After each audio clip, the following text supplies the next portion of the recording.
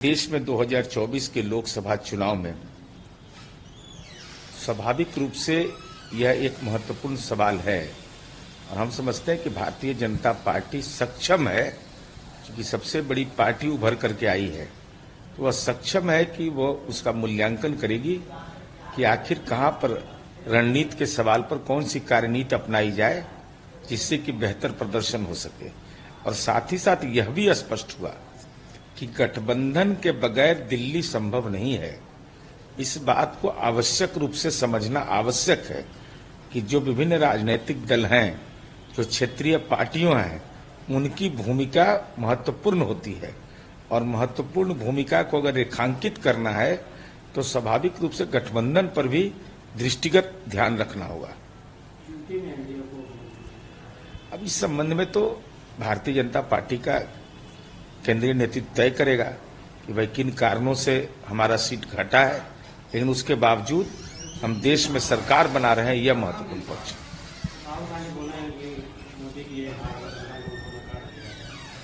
अब देखिए, माननीय राहुल गांधी जी तो स्वाभाविक रूप से माननीय राहुल गांधी जी को यह भी बताना चाहिए ना कि कैसा इंडी गठबंधन यह था कि ममता बनर्जी जी को सीट तो दिया जा रहा था दूसरे राज्य में और पश्चिम बंगाल में कांग्रेस के साथ गठबंधन नहीं।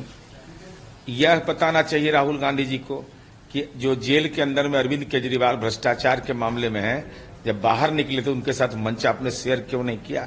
अरे पहले अपना चेहरा आईना में देख लीजिए।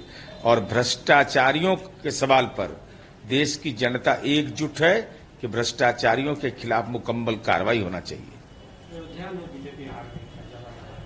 तो चुनाव है भाई, तो चुनाव तो भगवान राम तो कण कण में है। अब अयोध्या की सीट हार गई है तो भारतीय जनता पार्टी इस पर विचार करेगी।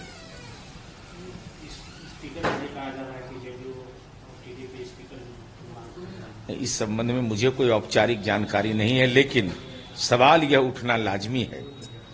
ये महागठबंधन के घटक दल के नेतागण माननीय नीतीश कुमार जी के गठबंधन बदलने पर कैसे अपमानजनक शब्दों का इस्तेमाल कर रहे थे। आज राजनीति में लार टपक रहा है नीतीश कुमार जी का व्यक्तित्व को देख करके। तो कोई प्यार करे या घृणा करे, नीतीश कुमार जी को इनकार कैसे कर देगा? यह बिहार के लोकसभा चुनाव परिणाम ने साबित कर दिया कि नीतीश कुमार जी का राजनीतिक जादू अब भी कायम है।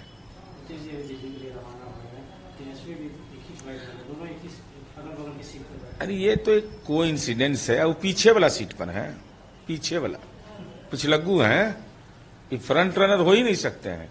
फ्रंट रनर तो नीतीश कुमार जी हैं, पीछे वाला सीट पर जाकर बैठ गए हैं, तो वो तो कोइंसिडेंस है, इसके अलावा इसका कोई अर्थ नहीं।